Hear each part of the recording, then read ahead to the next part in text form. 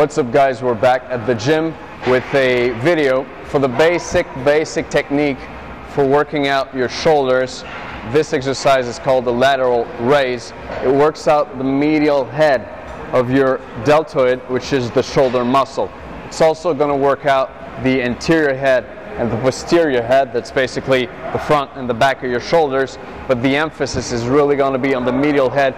This is the head on the side like this, and you want to work this medial head of your deltoid to give you the appearance of broader shoulders like this. You want to have a wide shoulders and a small waist. To get a big V, you need big shoulders, so this is why this exercise is pretty popular. I see a lot of people doing this exercise wrong, so we're just going to cover the basic technique right now in part 1. In part 2, I'm going to give you a little tip so you can boost this width even faster. So what's the basic technique? I'm just going to take dumbbells. As you can see, those are 12 pounds. They're really light, and I could probably lift heavier, but I just want to show you that for this exercise you're not supposed to take super heavy. And you're going to see some guys take heavy weight and do, a horrible technique. So I don't recommend it.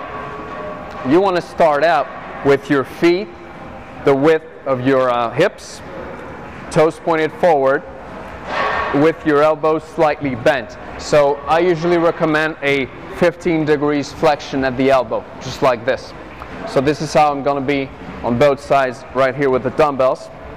You will raise the arms like that. I'll tell you up until which point in a minute. And when you go down, you don't want to go all the way down, because when you're like this, your shoulders aren't working. So that would be like working your biceps and dropping the weight between sets. You don't want to let your shoulders recover between reps. That makes no sense. So you don't want to go lower than this. You want to keep some tension on your deltoids. So you go up and down at this level, not this level. You stop here, up and down, up and down. The last point I want to cover is how high you go. And now you can do a little test by yourself right now at home.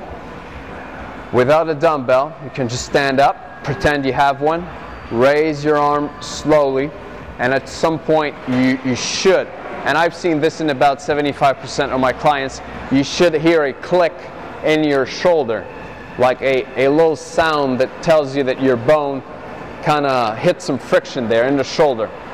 And not everybody agrees with this, but I think that the shoulder joint is kind of made in a weird way, and at some point, depending on your shoulder structure, there can be some friction between the bone of your arm and the bones that form the capsule of your shoulder.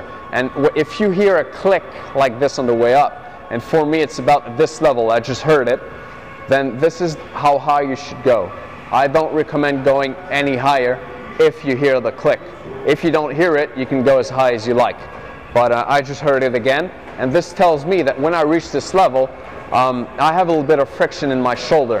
And over the long run, especially when you start using heavier weights, this can lead to some damage in the shoulder joint, maybe inflammation, and then an injury in the long run. I'm not saying that 2 workouts you're going to be injured, but in the long run, it can happen.